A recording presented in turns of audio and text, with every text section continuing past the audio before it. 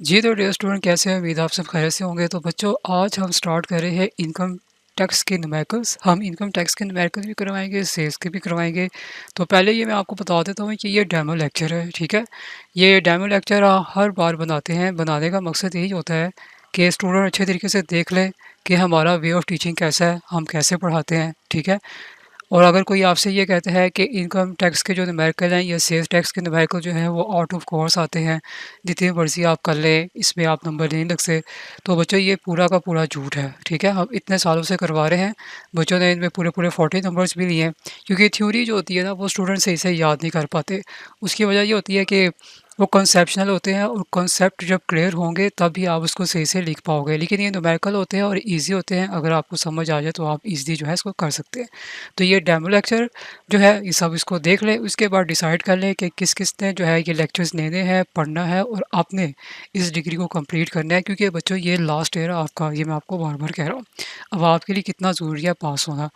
Income tax के numerical भी करवाए जाएंगे, सेल्स के भी करवाए जाते हैं, अल्हम्दुलिल्लाह हर साल करवाए जाते हैं। जो बच्चे यहाँ से पढ़ के जाते हैं, अल्लाह के फजल करम से पास होते हैं, ये सबको पता है। अब जो यहाँ पे आ रहे हैं, और अगर आप ये समझ रहे हैं कि भाई हमारा ये लास्ट चांस है, हमने इसको क्लियर करना है, तो आप भी आके यहाँ पे ज्वाइन कैसे कर सकते हैं। कैसे ज्वाइन करना है, क्या डिटेल्स वगैरह होंगी, वो आप व्हाट्सअप नंबर पे रब्ता करके पूछ सकते हैं। लेकिन एक चीज़ याद रखिए, यहाँ पे हर चीज़ फिक्स है, बहस की कोई गुंजाइश नहीं, ठीक हो गया। चलिए बच्चों, स्टार्ट करते हैं। बच्चों, इनकम टैक्स का न्यूमेरिकल स्टार्ट करने से पहले आपको मैं बता दूं, ये 20 नंबर का न्यूमेरिकल होता है, ठीक है, और ये कंपल्सरी होता है। इनकम टैक्स का न्यूमेरिकल की सारी डिटेल्स मैंने स्टेप बाय स्टेप पहले बताई हुई है, लेकिन यहाँ पर फिर मैं आपको बताता हूँ। इनकम टैक्स का जब न्यूमेरिकल आप स्टार्ट करते हो बच्चों, उसकी टोटल 5 हेडिंग्स होती हैं। कौन सी? Number 1, income from salary. Number 2, income from property. Number 3, income from business. Number 4, capital gain. और number 5, income from other sources. लेकिन इसका हर किसी मतलब नहीं है कि एग्ज़ाम्स में अगर सवाल आता है कि 5 की 5 हेडिंग्स पूछी जाएंगी, ज़रूरी नहीं है। समटाइम्स ही वो एक ही हेडिंग देता है। तो इसका टेबल और फॉर्मेट बड़ी इजी वे में हमने बनाया हुआ है। इसमें बच्चों हमने, मैं कोई इतना लंबा चौड़ा कभी भी ना वो स्टूडेंट को नहीं काम कराता। मैं बिल्कुल टू दी पॉइंट करवाता हूँ कि अगर कोई नालायक स्टूडेंट्स भी हो ना, जिसको कुछ ना आता हो, बहुत वीक भी हो, तो वो भी जो है ना वो पास इसको ईज़िली कर लेता है, ठीक है। इसलिए तो यहाँ पे चीज़ कही जाती है कि हम कम वक्त पे तैयारी करवाते हैं, और स्टूडेंट को जो है इतना उसको काबिल बनाते हैं कि वो कम से कम जो है पास हो जाए, उसकी सप्ली ना आए। तो हम स्टार्ट करते हैं बच्चों। हमारे पास प्रॉब्लम नंबर 1 है, लिखा हुआ है from the following data calculate income tax payable by mister Mohammad Fahim for the tax year ending 30 June 2005। ठीक हो गया। तो मैंने देखिए ये साथ साथ ही आपका यहाँ पर पेज बना दिए हैं, ताकि आपके लिए जो है आसानी हो जाए। ये देखिए जी बच्चों, फॉर्मेट देखिए। कोई भी आपने इनकम टैक्स का न्यूमेरिकल करना है, सबसे पहले आपने नाम लिखना है, ठीक है। तो ये नाम चेंज होगा जो वो आपको एग्ज़ाम में देंगे। नंबर 2, टैक्स ईयर आपका 2025 ही रहेगा, ठीक है। क्लियर हो गया। और उसके बाद नेक्स्ट आपके पास है टैक्स ईयर एंडिंग, जो हमेशा आपका होता है। ये मैं सारी चीज़ें आपको स्टेप बाय स्टेप बता रहा हूँ। वो क्या होता है? 30 जून 2025, याद रखें। और आपका जो है रेजिडेंशियल स्टेटस हमेशा रेजिडेंट ही होगा। और इसके बाद आप यहाँ पे लिखेंगे कंप्यूटेशन ऑफ टैक्स पेएबल। तो बच्चों, टोटल हेडिंग्स कितनी होगी? 1, 2, 3, 4, 5। तो कोई भी इनकम टैक्स का न्यूमेरिकल आएगा तो ये 5 जो पहली हेडिंग्स है ये मस्ट है, ये आपने लिखनी ही लिखनी है। जिसपे चेंजिंग क्या होगी? नाम की चेंजिंग होगी बस, बाकी सारी चीज़ें वैसे ही आएंगी। समझ आ गया? या आप मार्कर से मेंशन इजली आप कर सकते हो। या तो ओके है। तो इसी तरह आपने न्यूमेरिकल को समझना है और करना है। तो बच्चों याद रखिए, जब भी आप न्यूमेरिकल स्टार्ट करते हो, सबसे पहली हेडिंग कौन सी होगी? हमेशा सबसे पहले हमेशा इनकम फ्रॉम सैलरी होगी। तो इसको आप क्या करेंगे? यहाँ पर मार्कर के साथ हेडिंग दे देंगे, इनकम फ्रॉम सैलरी, ठीक है। और इनकम फ्रॉम सैलरी का सेक्शन हमेशा क्या होता है? याद रखें, हमेशा 12 होता है। ये ले जी बच्चों, हर चीज़ को पढ़ाने का एक मेथड होता है। अगर आपको लगता है कि जी हम पास्ट पेपर से तैयारी कर लेंगे, वो कर लेंगे, कुछ भी नहीं होना। कोई आपको गेस और नोट्स भी प्रोवाइड कर लेंगे, उससे भी कुछ नहीं होना। जो चीज़ आपको कॉन्सेप्ट और गाइडेंस दे के दी जाएगी ना, वो आपको फॉर एवर जो है फ़ायदा देगी, और आपको किसी किस्म की टेंशन भी नहीं होगी। तो पहले कौन सी हेडिंग होती है? हमेशा इनकम फ्रॉम सैलरी की। चलिए जी, अब हम पढ़ते जाते हैं और साथ साथ जो है स्टार्ट करते जाते हैं। ये लीजिए, ये है जी बच्चों, पहला क्या लिखा हुआ है? Basic salary 1,50,000 per month in the scale. बच्चों ये जो आपको ब्रैकेट में नज़र आ रहा है ना, ये 90,000 फिर 10,000 फिर 2 लाख है, ये असल में क्या है, ये मिनिमम टाइम स्केल है। मिनिमम टाइम स्केल का मतलब होता है जहाँ से टैक्स पेयर की सैलरी स्टार्ट होती है, और ये कहाँ पर काम आएगी ये साथ साथ आगे मैं न्यूमेरिकल में बताऊंगा। फ़िलहाल हमारी जो बेसिक सैलरी है वो 1,50,000 है पर मंथ। बच्चों बेसिक सैलरी हमेशा आपकी टैक्सेबल होती है। अगर उसके आगे पर मंथ लिखा हो तो इसका मतलब क्या होता है कि आपने इसको 12 से मल्टीप्लाई करना है। ठीक है, चलिए जी हम यहाँ पे लिखते हैं। सबसे पहले हम यहाँ पे लिखते हैं, देखिए बेसिक सैलरी, और ये हमेशा आपकी टैक्सेबल होती है। देखिए 1,50,000 को आप 12 के साथ मल्टीप्लाई करेंगे, तो हम मल्टीप्लाई करेंगे। देखिए मैं आपको बिल्कुल साथ साथ ही लाइव करके बता रहा हूँ। ये बच्चों आपका आ रहा है 18 लाख। ठीक है, मैं कोई खाली रूल्स नहीं बता रहा, मैं पूरे पूरे न्यूमेरिकल स्टूडेंट को सॉल्व करके बताता हूँ, क्योंकि रूल्स बताना कोई इतनी बड़ी बात नहीं है जब तक उसको आप बताएंगे नहीं। ठीक है, अब एक और चीज़, ये दो कॉलम मैंने क्यों बनाए हुए हैं बच्चों, ये एक इनर कॉलम है और एक आपका आउटर कॉलम है। इनर कॉलम इसलिए बनाया जाता है कि अगर कोई चीज़ जो एग्जाम्ड हो या जिसकी कोई ट्रीटमेंट ना हो वो हम अंदर लिखेंगे, और जो चीज़ टैक्सेबल होगी ना वो हम बाहर लिखेंगे। समझ आ गया? तो पहले ही आपकी बेसिक सैलरी हमेशा क्या होनी है, टैक्सेबल होनी है। चलिए जी नेक्स्ट पे आ जाए। उसके बाद उसने लिखा हुआ बोनस। बच्चों बोनस है 3 लाख। देखिए जी मैं यहाँ पे लिख रहा हूँ बोनस, और बोनस मैंने बाहर लिख लिया 3 लाख। आप जरा सुन लें, बोनस बच्चों हमेशा टैक्सेबल होता है। बोनस जब भी आएगा हमेशा टैक्सेबल होता है, सवाए एक कंडीशन में, अगर ये लाइन लिखी हुई हो कि बोनस जो है आपका ड्यू है, ठीक है अभी ड्यू है, करंट ईयर में रिसीव नहीं हुआ, तब उसकी हम जो है ट्रीटमेंट नहीं करते। लेकिन याद रखें बोनस हमेशा आपका टैक्सेबल होता है। अब जब वो सवाल आएगा उस फिर मैं आपको बताऊंगा कि इसकी ट्रीटमेंट यहाँ पे क्यों नहीं की। मैंने अभी यहाँ पर आपको छोटा सा हिंट दे दिया है। तो बोनस भी आपका हमेशा क्या होता है, टैक्सेबल होता है। क्लियर हो गया? ये पीछे जाते हैं, देखिए तरतीब से पढ़ते जा रहे हैं। पहला भी हो गया, दूसरा भी हो गया, इंटरटेनमेंट अलाउंसेस। इंटरटेनमेंट अलाउंसेस बच्चों क्या होती है, ये भी टैक्सेबल होती है, 1,20,000 है। तो ये देखिए यहाँ पे बस लिखते जाएंगे। यहाँ पे मैं लिख रहा हूँ इंटरटेनमेंट अलाउंसेस। कितनी अमाउंट है, अमाउंट बड़े ध्यान से लिखनी है बच्चों, 1,20,000। ये देखिए मैंने बाहर लिख दिया 1,20,000। क्लियर हो गया? चलिए फिर पीछे चलते हैं। उसके बाद पहला भी हो गया, दूसरा भी हो गया, तीसरा भी। फोर में क्या लिखा हुआ, हाउस रेंट अलाउंस है। हाउस रेंट अलाउंस आपको जो है प्रोवाइड किया गया है, लेकिन आपने हर चीज़ को बच्चों और से पढ़ना है। लिखा क्या लिखा हुआ, उसने लिखा हुआ 50% of minimum time scale. House rent allowance का ये मैं 4 पॉइंट पढ़ रहा हूँ। इसकी उसने आपको वैल्यू नहीं दी हुई है, लेकिन सिर्फ उसने ये ज़रूर कह दिया है कि ये 50% है मिनिमम टाइम स्केल। अब मिनिमम टाइम स्केल सवाल में कहाँ दिया हुआ है बच्चों, ये देखिए ब्रैकेट में जब भी दिया होगा ना मिनिमम टाइम स्केल की आपने पहचान करनी है। ब्रैकेट में 3 वैल्यूज़ आपको नज़र आएगी। ठीक है, और पहले तो हम यहाँ पे लिखते हैं हाउस रेंट अलाउंस। ये मैंने यहाँ पे लिखा हाउस रेंट अलाउंस। क्लियर है? तो आप बच्चे कहेंगे कि भाई इतनी तो ज़्यादा वैल्यूज़ है, 3 हम किसका करेंगे। बच्चों जब आपको इस तरह का सवाल आ जाए कि हाउस रेंट अलाउंस जो है वो आपने उसका 50% करना है किसका, मिनिमम टाइम स्केल का। और मिनिमम टाइम स्केल पे हमेशा 3 वैल्यूज़ दी होती है, लेकिन हमेशा आपने कौन सी उठानी है, हमेशा फर्स्ट वाली 3 वैल्यूज़, क्योंकि स्टार्टिंग आपकी 90,000 से हो रही है। हमेशा कहाँ से उठानी है, स्टार्टिंग वाली। तो स्टार्टिंग वाली आपकी बच्चों 90,000 है। क्लियर है? और यहाँ पे मैंने लिखा 90,000 है, लेकिन अब इसको मैं 12 से भी मल्टीप्लाई करूँगा। क्यों? वजह बच्चों इसकी ये है कि आपकी जो बेसिक सैलरी है ना वो पर मंथ दी हुई है। अगर आपकी बेसिक सैलरी के साथ पर मंथ लिखा हुआ है तो हाउस रेंट अलाउंस को भी पहले आपको 12 से मल्टीप्लाई करना पड़ेगा, फिर आप उसका जो है 50% करेंगे। दोबारा सुन लें। फॉर एग्जांपल अगर मेरी बेसिक सैलरी खाली दी हुई है, ठीक है, फॉर एग्जांपल ये इसने पर मंथ लिखा हुआ, मैं यहाँ पे लिख देता हूँ 1.5 लाख। क्लियर हो गया? वो टैक्सेबल होती है। और अगर मुझे उसने कहा है कि हाउस रेंट अलाउंस निकालना है, तो वो मैं क्या करूँगा, मैं सिर्फ 90,000 का 50% करूँगा। ठीक है, लेकिन अब उसने बेसिक सैलरी के साथ क्या लिखा हुआ है, 12 लिखा हुआ है। ठीक है, पर मंथ है। तो अगर बेसिक सैलरी के साथ पर मंथ लिखा हुआ है तो मिनिमम टाइम स्केल की वैल्यूज़ में जब हम हाउस रेंट अलाउंस की वैल्यूज़ निकालेंगे तो फर्स्ट पहले हमें 12 से मल्टीप्लाई करना होगा, फिर बच्चों हम उसका क्या करेंगे, 50% करेंगे। ठीक हो गया? अब चले जी मैं भी इसको निकाल लेता हूँ। 90,000 12 मल्टीप्लाई 50 डिवाइड 100। बच्चों 5,40,000 और ये देखिए मैंने यहाँ पे लिख दिया और ये टोटली टैक्सेबल होता है। अभी जितनी भी हमने चीज़ें पढ़ी हैं ये सारी आपकी टैक्सेबल है। ठीक है, उम्मीद है समझ आ गई होगी। चलिए जी नेक्स्ट। उसके बाद बच्चों कन्वेंस अलाउंस।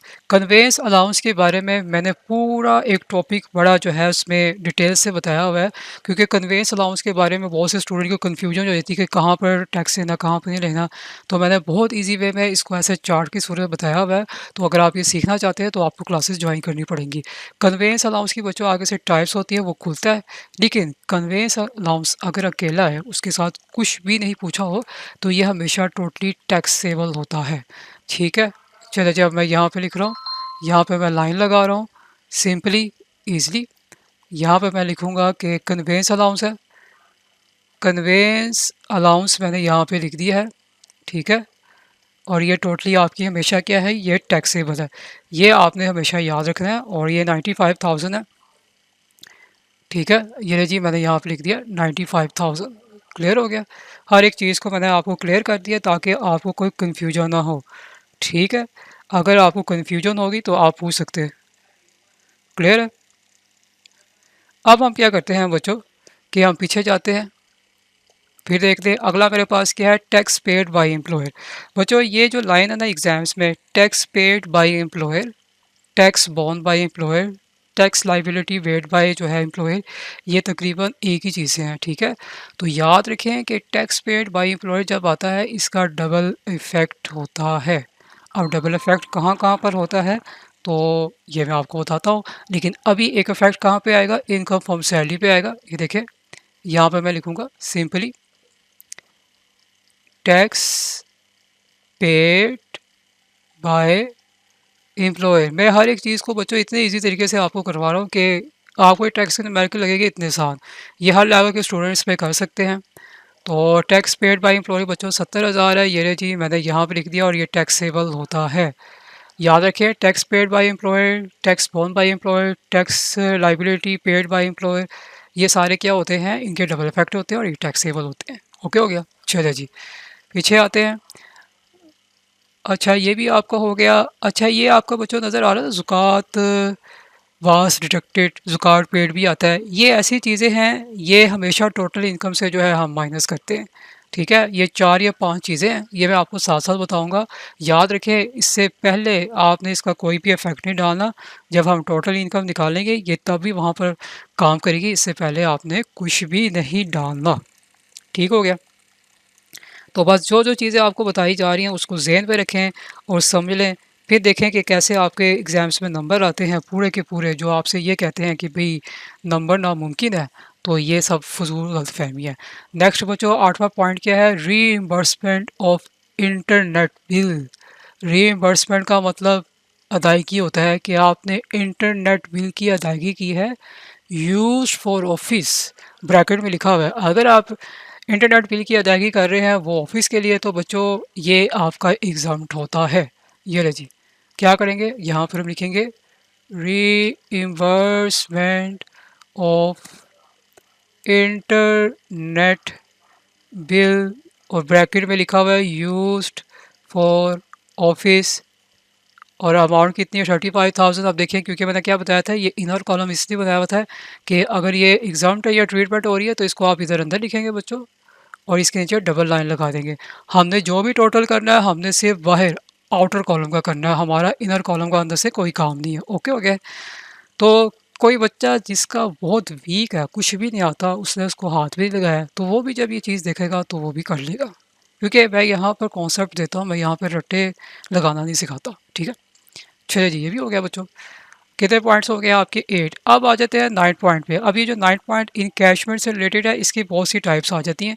तो ये सिंपल है, इनकैशमेंट अगेंस्ट अनअवेयर्ड लीव। ठीक है, हर एम्प्लॉय जहाँ पे भी काम करता है बच्चों उसको छुट्टियाँ दी जाती है। ठीक है, अगर उसको छुट्टियाँ दी गई है और उसने छुट्टियों से फ़ायदा नहीं उठाया तो उसके बदले उसको अमाउंट दे दी गई है, तो ये एक अमाउंट एक तरह की आपकी एक्स्ट्रा इनकम होती है, तो इसके ऊपर भी टैक्स लगता है और ये हमेशा आपकी टैक्स एबल होती है। अवेयर का मतलब होता है फ़ायदा उठाना, अनअवेयर का मतलब होता है फ़ायदा ना उठाना। आप कहीं भी जगह काम करें ना, कोई भी एम्प्लॉई, तो उसको जो है छुट्टियाँ दी जाती है।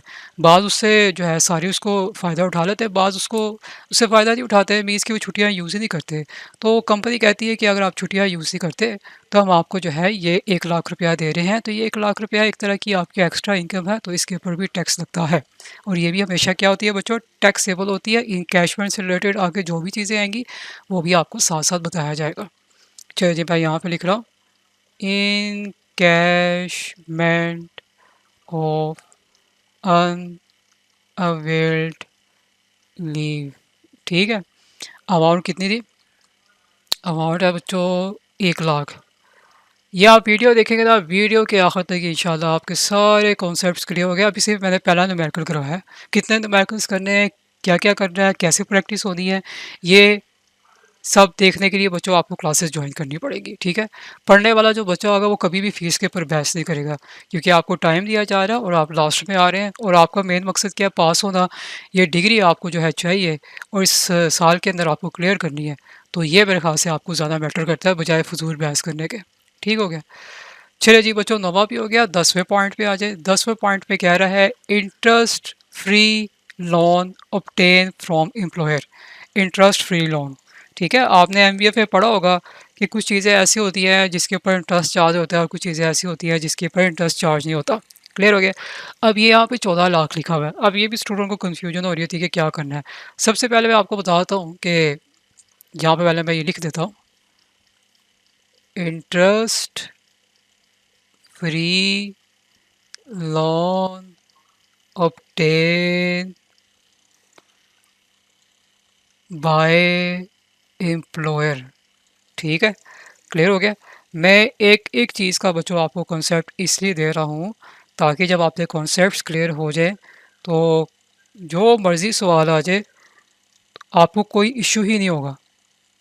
ठीक है, अगर मैं आपको रट्टा लगा दूँ तो एग्ज़ाम्स में थोड़ी सी भी चीज़ें हो जाएंगी तो फिर आप कहेंगे कि ये क्या चीज़ है, हमें समझ नहीं आ रहा क्या है। क्लियर हो गया। ओके, तो अब क्वेश्चन जो उसने आपको दिया वो कितनी अमाउंट है, 14 लाख। 14 लाख ही दिया होगा, 14 लाख। ठीक है, मैंने अभी इसको अंदर लिखा है। अब जब इस तरह की क्या ट्रीटमेंट होती है बच्चों, जब आप इंटरेस्ट फ्री लोन हासिल करते हैं ना एम्प्लॉयर से, यहाँ पे मैं एम्प्लॉयर लिख देता हूँ, तो सबसे पहले तो आप ये देख लें कि आपका बेंचमार्क रेट कितना होता है, जो उन्होंने रेट लगाना होता है। बेंचमार्क रेट बच्चों हमेशा आपका कितना होता है, 10%। याद रखें, बेंचमार्क रेट हमेशा कितना होता है, 10%। इसमें आगे केसेस आएंगे कंसेशन के वगैरह के, वो आगे आगे, अभी तो मैं सिंपल बता रहा हूँ। अगर आप इंटरेस्ट फ्री लोन एम्प्लॉयर से हासिल कर रहे हैं, अगर आपकी अमाउंट जो है 10 लाख से ऊपर है, तो बच्चों इसकी हम ट्रीटमेंट करेंगे, मीन्स के ऊपर इसके ऊपर हम 10% चार्ज करेंगे।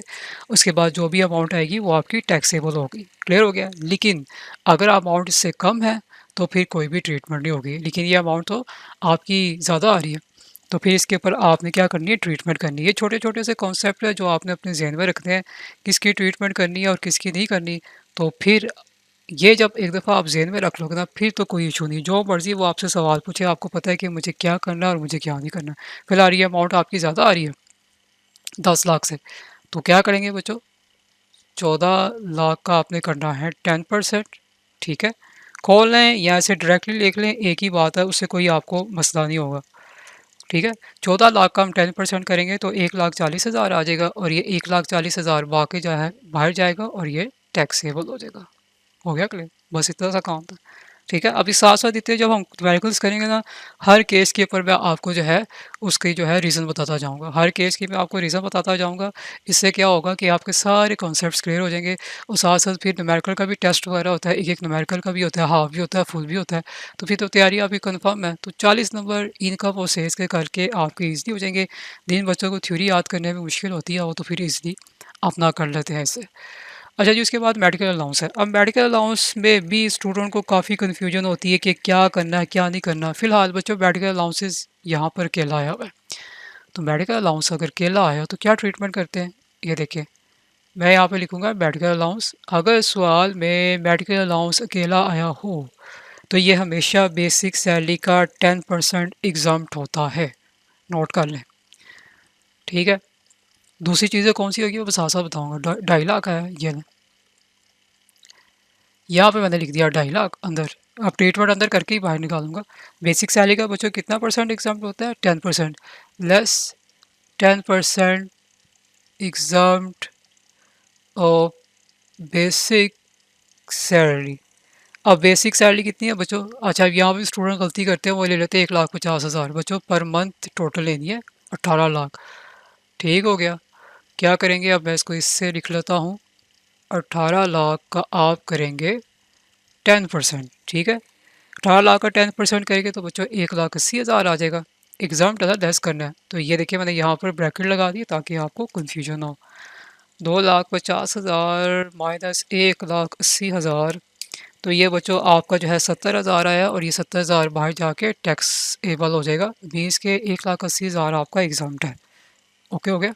तो देखिए कितना आसान है, सिंपल है। तो मेडिकल अलाउंसेस की ये एक ट्रीटमेंट मैंने यहाँ पे बता दी है।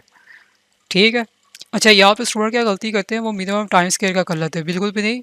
मेडिकल अलाउंस अगर अकेला आता है, हमेशा आपने किसका एग्जाम करना है? बेसिक सैलरी का करना है, मिनिमम टाइम स्केल का नहीं करना। वो दूसरी चीज़ का होता है, वो इसका नहीं होता। चलिए जी, ये भी हो गया हमारा। उसके बाद बच्चों fix education allowance for children. अब फिक्स एजुकेशन अलाउंस आप प्रोवाइड कर रहे हैं एजुकेशन के लिए, तो बच्चों ये हमेशा टोटली टैक्सेबल होती है। यहाँ पे लिखते हैं हम fix education allowance for children. तो ये ऐसी स्टेटमेंट लिखी हुई आएगी। ये ले जी, बाहर लिखते हैं मैंने 80,000 टैक्सेबल होता है। तो मुझे बताया, यहाँ तक उम्मीद है आपको समझ भी आ गई होगी। एक एक चीज़ मैंने आपको वजाहत कर दी है, तो कोई कन्फ्यूजन की बात नहीं। तो 12 पॉइंट बच्चों हमारे ओके हो गए। तो मैं इतना आपको बताता हूँ कि एग्जाम्स पे इतना लेंथी न्यूमेरिकल नहीं देते। ये टोटल 19 पॉइंट है। ठीक हो गया। चलो जी, नेक्स्ट चलते हैं बच्चों 13 पॉइंट की तरफ। कह रहा है कि telephone bills paid by employ himself. गौर से देखें, टेलीफोन बिल जो है एम्प्लॉय ने खुद पे किया 40,000। अगर तो एम्प्लॉय खुद पे कर रहा है तो बच्चों इसकी तो आपने ट्रीटमेंट नहीं करनी। लेकिन अंदर उसने लिखा हुआ है tax paid with telephone bills 5,000, ये ट्रीटमेंट होगी। लेकिन ये इधर नहीं होनी, टैक्स इसके ऊपर लगना है, लेकिन ये इसके अंदर नहीं लगना। ये किस खाने में लगना है, ये मैं आपको बाद में बताता हूँ। ओके हो गया। तो देखिए एक एक चीज़ सारी आपको कॉन्सेप्ट के साथ बताई जा रही है। 14 की तरफ आ जाए। 14 में कह रहा है होटल बीज paid by company. Hotels bill जो है ना वो कंपनी ने पे किए हैं रिलेटिंग टू ऑफिशियल ड्यूटीज़, सरकारी ड्यूटीज़ के लिए। तो अगर ऑफिशियल ड्यूटीज़ के लिए होटल बीज पे कर रही है कंपनी, तो बच्चों ये भी आपकी एग्जाम्प्ट होती है। ये जी मैं यहाँ पे लिख देता हूँ, hotel bills paid by company for official duties. तो अमाउंट कितनी थी बच्चों? वो थी 85,000। तो ये एग्जाम्प्ट है, और इसको मैंने यहाँ पे लिख दी है अंडर डाल के। क्लियर हो गया। सारी चीज़ें आपके सामने हैं। तो ये पूरे पूरे न्यूमेरिकल्स आपको करवाए जाते हैं। सेल्स वगैरह की भी प्रैक्टिस भी होती है। तो ये नामुमकिन सी बात है कि बच्चे जो है पास ही ना हो। ठीक हो गया। इस तरह हम यहाँ पे तैयारी करवाते हैं। अच्छा जी बच्चों, अब नेक्स्ट आपके पास क्या बचा हुआ है? ये भी हो गया। 15 की तरफ आ जाए। 15 में कह रहा है यूटिलिटीज़ अलाउंसेस। यूटिलिटीज़ अलाउंसेस क्या होती है बच्चों? यूटिलिटीज़ अलाउंसेस में वैसे तो इसने एक पूरा नाम दे दिया। इसमें गैस का भी बिल आ जाता है, इलेक्ट्रिसिटी का बिल भी आ जाता है, वाटर का भी आ जाता है, और टेलीफोन का भी आ जाता है। तो ये बच्चों हमेशा आपके टैक्सेबल ही होते हैं। ठीक है, ये 60,000 है, ये मैंने यहाँ पे लिख दिया यूटिलिटीज़ अलाउंसेस। बच्चों वीडियोस लेक्चर इतने बड़े न्यूमेरिकल के रिकॉर्ड करना कोई इतना आसान काम नहीं होता, बड़ा टाइम लगता है इस पे। तो स्टूडेंट समझते हैं कि ये बड़ा आसान काम है मीट पे, बिल्कुल भी नहीं। आप देख लें कि हम शोर भी नहीं करवा रहे होते, ये हम अलग से इसको जो है रिकॉर्ड कर रहे होते हैं। क्योंकि अगर वीडियोस को शोर के अंदर रिकॉर्ड किया जाएगा तो बच्चों को तो समझ नहीं आनी। क्योंकि जब क्लास में लाइव पढ़ाया जाता है, हर कोई बच्चा क्वेश्चन वगैरह पूछता है, तो फिर बाज़ बच्चों को समझ नहीं आ रही होती। ये अलग से रिकॉर्डिंग की जाती है, इसलिए ताकि मेरी आवाज़ आपको क्लियर आए। क्योंकि आवाज़ क्लियर आएगी तो आपको मेरी समझ आएगी ना। ठीक हो गया, यहाँ तक ओके हो गया। चलिए जी, पीछे जाते हैं। उसके बाद बच्चों कहता है special allowance to meet official duties. वैसे तो स्पेशल अलाउंस या खाली स्पेशल जो है रिलीफ अलाउंस ये आपके टैक्सेबल ही होते हैं। लेकिन आप यहाँ पे कुछ एक उसने स्टेटमेंट दे दी, वो पढ़ लेते हैं। कहता है special allowance to meet official duties 50,000 है। ठीक है, तो पहले हम बच्चों यहाँ पे लिखते हैं। मैं यहाँ पे लगा रहा हूँ special allowance to meet official duties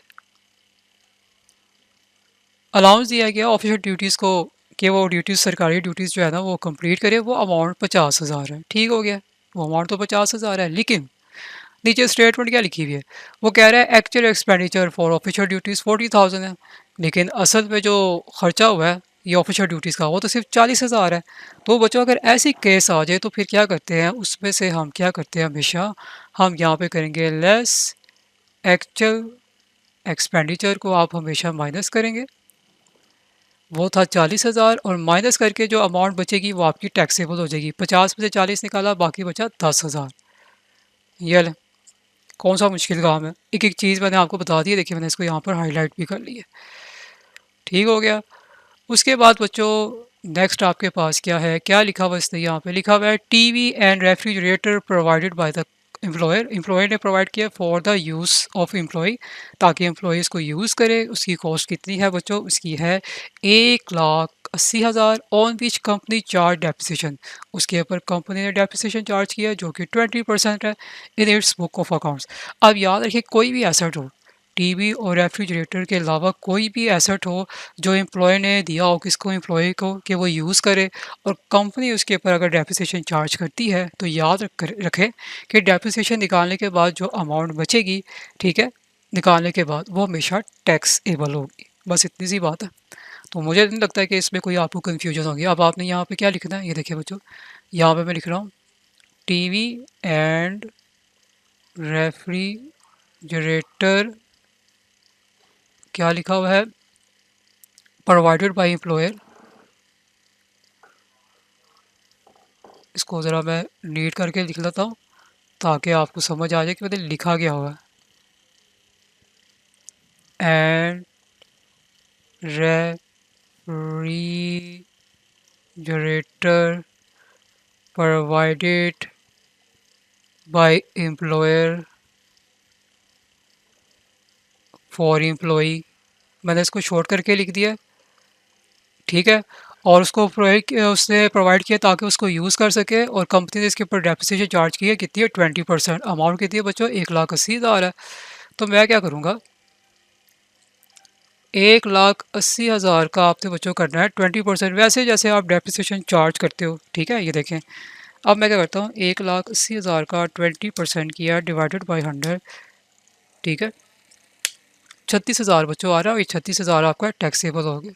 याद रखें, कोई भी एसेट जो आपको एम्प्लॉयर प्रोवाइड कर रहा है और कंपनी इसके ऊपर डेप्रिसिएशन चार्ज कर रही है, तो डेप्रिसिएशन लेने के बाद वो अमाउंट टोटली टैक्सेबल होगी। क्लियर हो गया, चलो जी, ये भी हो गया। उसके बाद बच्चों नेक्स्ट आपके पास पार्ट क्या है, वो कहता है tax deducted from salary during the period of 2,90,000। इसकी भी ट्रीटमेंट यहाँ पे नहीं कर रही। और 19 पॉइंट वो कह रहा है health insurance premium paid by employ to insurance company under terms of employment 1,65,000। पहली बात है, ये इनकम फॉर्म सैलरी के अंदर आता ही नहीं है, इसलिए इसकी ट्रीटमेंट नहीं करनी। तो बच्चों हम सारी चीज़ें पुट कर चुके हैं, अब हमें सिर्फ क्या करना है, टोटल करना है, रेट लगाना है, और लास्ट में जो ट्रीटमेंट होती है वो आपके साथ जो है शेयर करनी है, बस।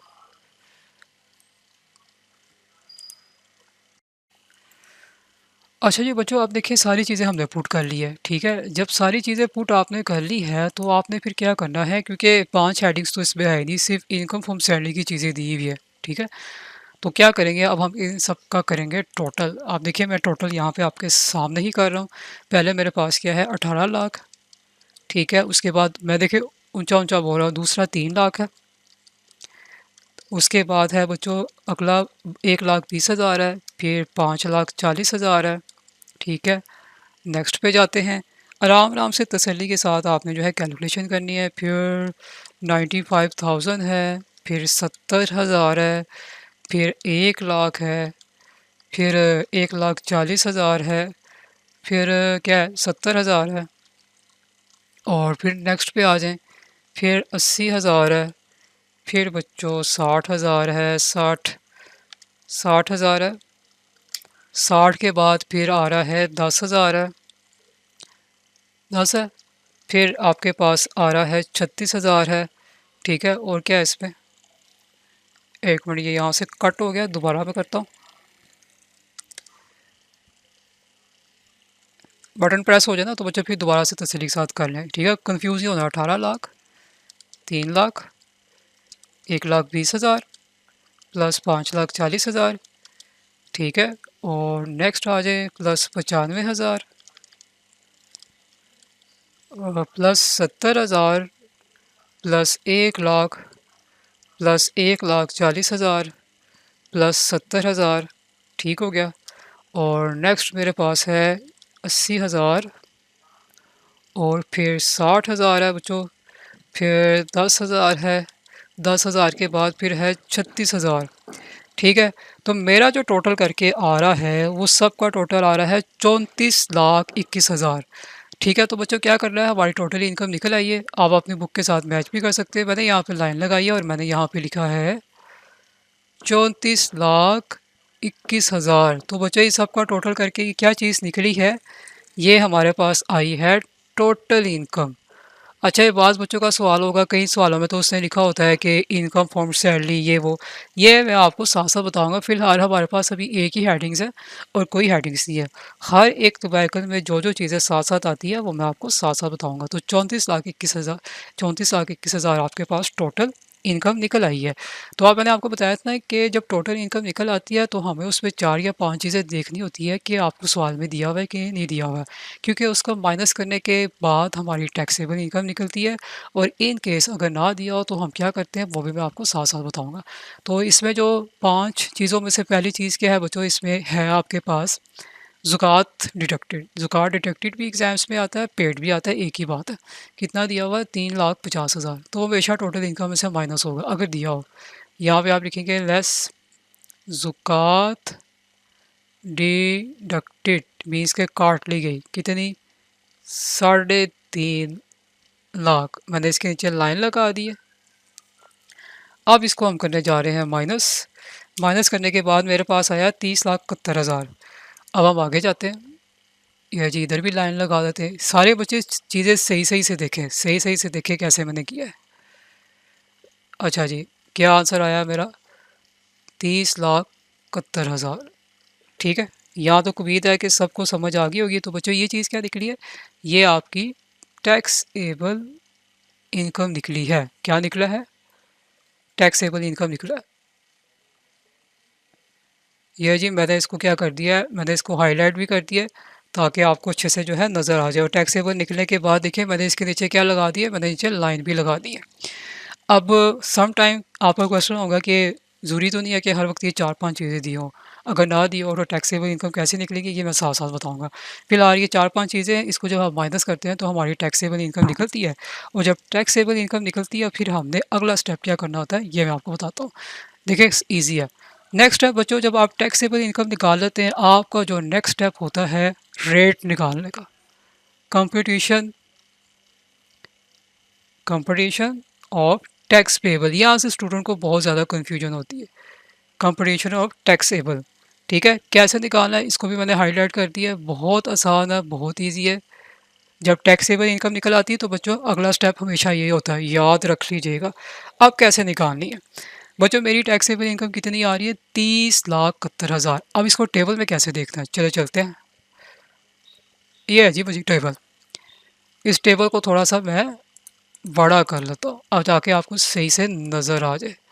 तो बच्चों आप देखें, मैं आपको बताता हूँ मेरी इनकम कितनी भी आई है। हमारी इनकम आई है 30,71,000। आप देखें आपने चेक कैसे करना है और रेट कैसे निकालना है।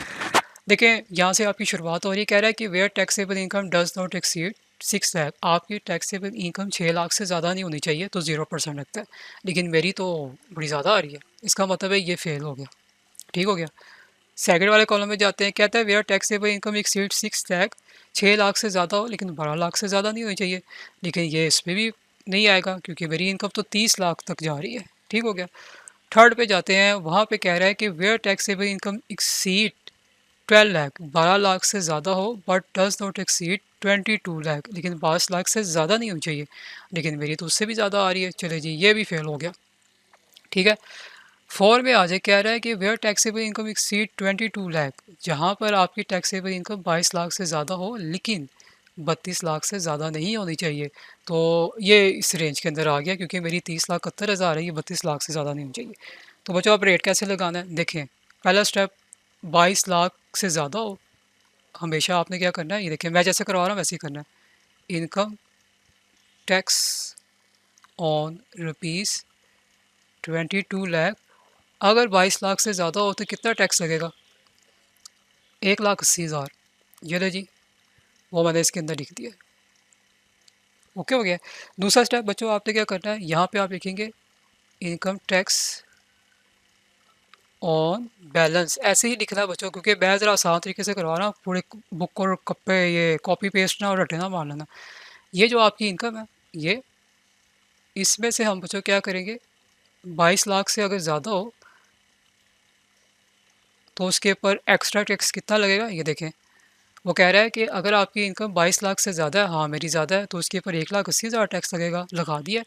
और 25% जो टैक्स लगेगा वो उनके बीच का जो ज़्यादा अमाउंट आ रही है उसके ऊपर हम लगाएंगे। क्लियर हो गया। 32 लाख से ज़्यादा नहीं होनी चाहिए उसने कहा। तो 22 लाख से ज़्यादा हो 1,80,000 टैक्स लगेगा, और जितने का डिफरेंस आ रहा है ना, एक्सीड मीन्स के ज़्यादा वैल्यू, उसके ऊपर आपने 25% लगाना। तो सबसे पहले आपने क्या करना है बच्चों, माइनस का यही तरीका कार है जो मैं बता रहा हूँ, ये स्टूडेंट को बहुत ज़्यादा कन्फ्यूजन होती है। सबसे पहले हम क्या करेंगे, 30,71,000 में से माइनस करते हैं 22 लाख को, ये अमाउंट आ रही है 8,71,000। ठीक है, ये देखिए मैंने यहाँ पे लिखा 8,71,000। क्लियर है। अब इस 8,71,000 यानी इतने का फ़र्क आ रहा है, डिफरेंस इतने का आ रहा है एक्सीड वैल्यू का, तो इसके ऊपर आपने बच्चों 25% चार्ज करना है। देखिए मैंने खोल के बताया, बुक में बच्चों को कन्फ्यूजन हो जाती है। ये ले जी, 25% डिवाइडेड बाई 100, ये बच्चों आ रहा है आपका 2,17,750। ठीक हो गया। अब करना क्या है, इन दोनों अमाउंट को आपने करना है प्लस, प्लस 1,80,000 प्लस करके बच्चों मेरे पास क्या अमाउंट आ रही है, ये आती है 3,97 3,97,750। क्लियर हो गया। अच्छा जी, अब ये चीज़ें आ गई है, देखिए बच्चों मैंने ऊपर ना लाइन लगाई है, ये मैंने ऊपर लाइन लगाई है, इसका मतलब ये जो मैं रेट नीचे लगा रहा हूँ इसका से कोई लेना देना नहीं है, याद रखें। अब मैंने ये रेट निकाल दिया।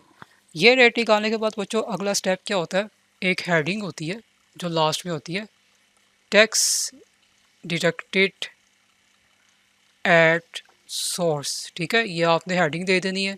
आगे नई नई चीज़ें आएंगी वो साथ साथ बताता जाऊँगा। अब इसके हेडिंग्स के अंदर क्या क्या चीज़ें आती हैं, बहुत सी चीज़ें आती हैं। सबसे पहले तो बच्चों, और इसमें चीज़ें आप क्या करते हो बच्चों, हमेशा माइनस करनी होती है। नंबर वन, सबसे पहले आपको याद था, मैंने आपको बताया था टैक्स पेड बाय एम्प्लॉयर, ये इसका डबल इफेक्ट था, एक इफेक्ट यहाँ पे हो गया, तो दूसरा इफेक्ट बच्चों टैक्स डिडक्टेड एंड सोर्स पे आना, जो लास्ट में आपने निकालना होता है। यहाँ पर मैं लिखूँगा टैक्स पेड बाय एम्प्लॉय, आप चाहे तो उसको अलग अलग कर लें या सबको प्लस करके डायरेक्ट माइनस कर दें, मैं यहाँ पर अलग अलग कर रहा हूँ 70,000।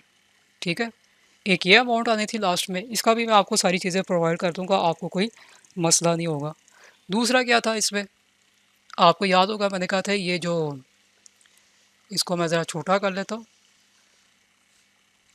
ताकि मैं ऊपर वाला आपको दिखा सकूँ।